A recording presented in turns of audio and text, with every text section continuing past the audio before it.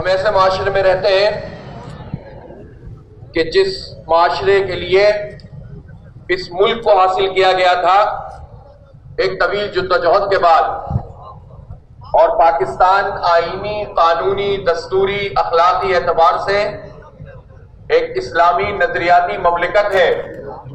کسی کو تکلیف ہوتی ہے تو وہ تکلیف میں مبتلا رہے۔ پاکستان کی اسلامی شناخت کو نہیں مٹا سکتا، کوئی کتنا ہی بااثر کیوں نہ ہو جائے، کتنا ہی اس کو بین الاقوامی این جی او سے فنڈنگ کیوں نہ ہوتی ہو، ملک کے کچھ بااثر لوگوں کی کتنی ہی آشیرواد اس کو حاصل نہ ہو، لیکن یہ بات کان کھول کر سب سن لیں کہ پاکستان کا وجود ایک نظریاتی وجود ہے، اور پاکستان اسلام کی بنیاد پر بنا ہے، اور انشاءاللہ اسلام کی بنیاد پر ہی قائم رہے گا۔ پاکستان جس خطہ زمین کا نام ہے، اس میں مختلف زبانیں ہیں، مختلف سماج ہیں، مختلف علاقے ہیں، ہر ایک کا اپنا ایک کلچر ہے، ہر ایک کی اپنی ایک اہمیت ہے، لیکن پاکستان کو جوڑنے والی صرف ایک قوت ہے، اور وہ اسلام ہے۔ اگر اسلام کو پاکستان سے نکال دیں تو پھر ظاہر وہی ہوتا ہے کہ جس کے نتیجے میں ملک کے اندر تقسیم در تقسیم پیدا ہوتی ہے۔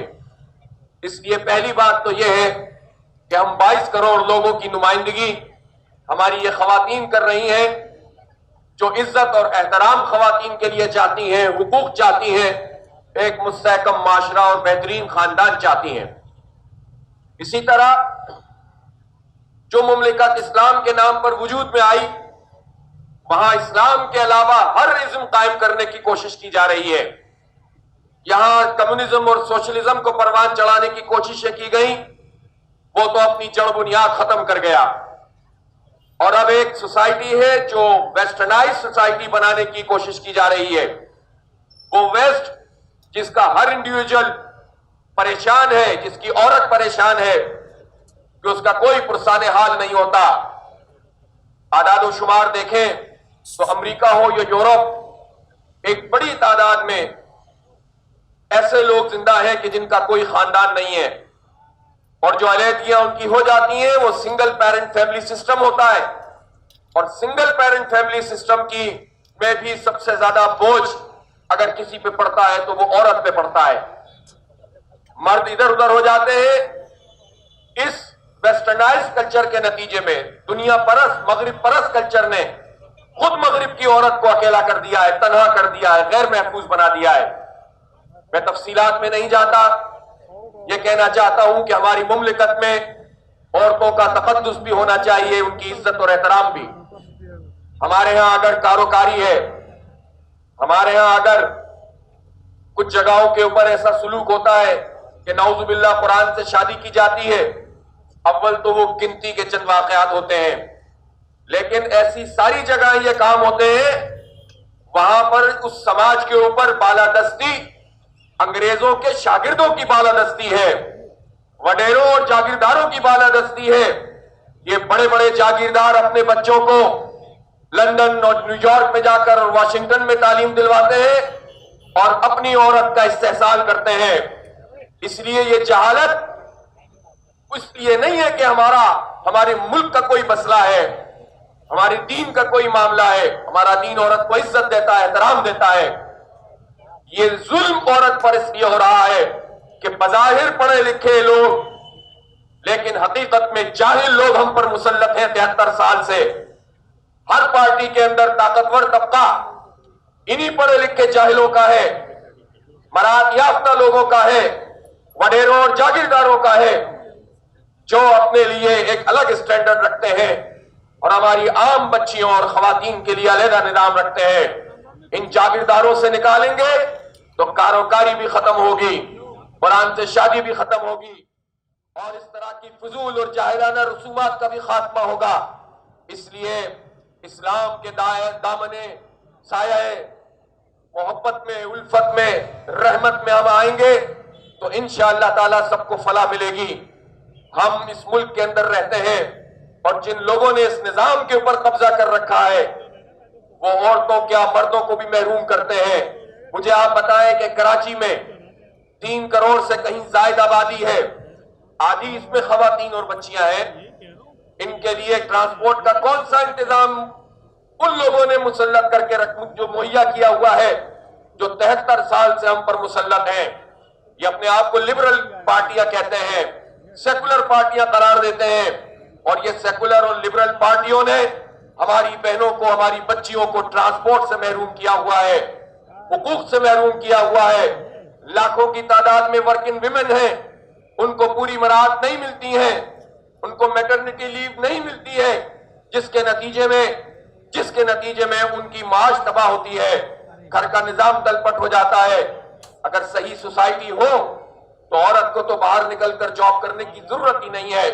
सारे हुकूक इस्लाम उसको घर में मुहैया करता है और नस्ल को परवान चढ़ाने की तालीम देता है।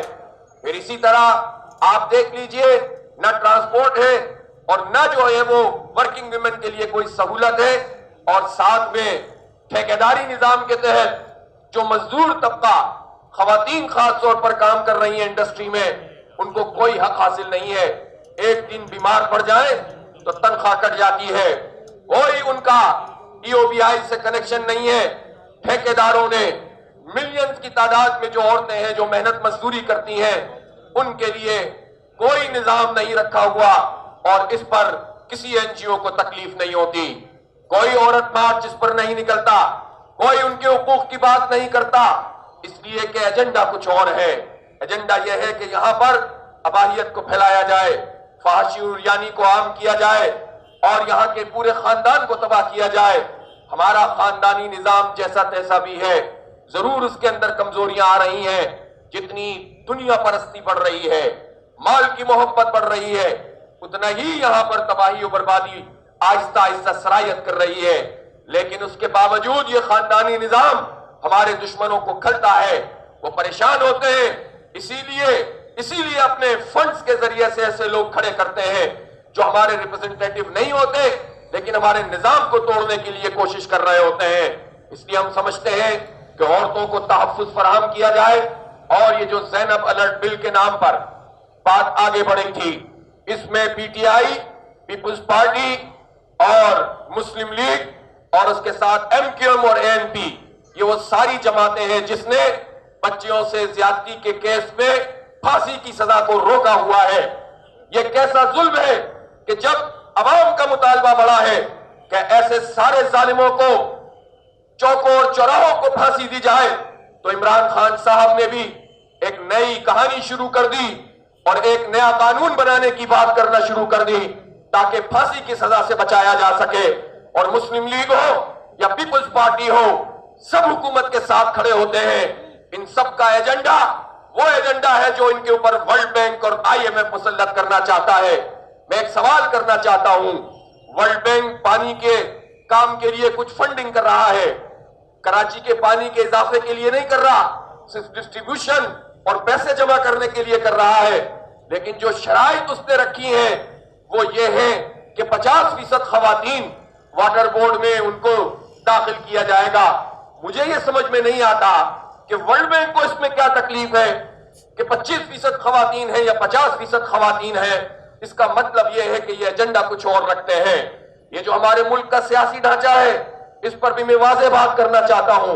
जब जनरल इलेक्शन के अंदर यह बात तय है कि खातून भी खड़ी हो सकती है और मर्द भी खड़ा हो सकता है, तो फिर उसके बाद इजाफी सीटें 33% जो पूरी दुनिया में कहीं नहीं है, यहां देने का मतलब क्या है, मकसद क्या है, ये चाहते क्या है?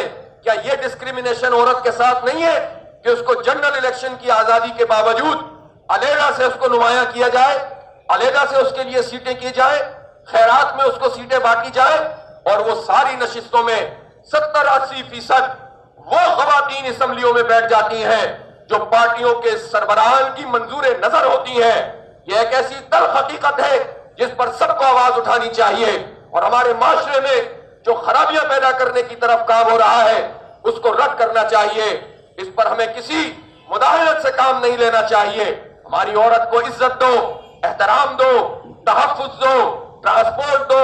अगर उसकी माश की जरूरत हो तो माश में भी हैरेसमेंट से बचाओ, उसकी कानून साजी करो, और जालिम दरिंदों को चौकों और चौराहों पे लटकाओ, تو ان ساری پارٹیوں کے بہت سارے لوگ آپ کو لٹکتے ہوئے نظر آئیں گے کہ جو بدکاری کے اڈے بنا کر پارلیمنٹ لاجز کو بھی رکھتے ہیں اور اس ملک کے اندر شراب کو اور بدکاری کو عام کرنے کی جدوجہد کر رہے ہیں. یہ عزت اور وقار والی عورتیں یہ 22 کروڑ انسانوں کی نمائندگی کرتی ہیں, 1.5 ارب امت مسلمہ کی نمائندگی کرتی ہیں, اور ہم ان کو سلام پیش کرتے ہیں. وآخر دعوانا الحمدللہ رب العالمین.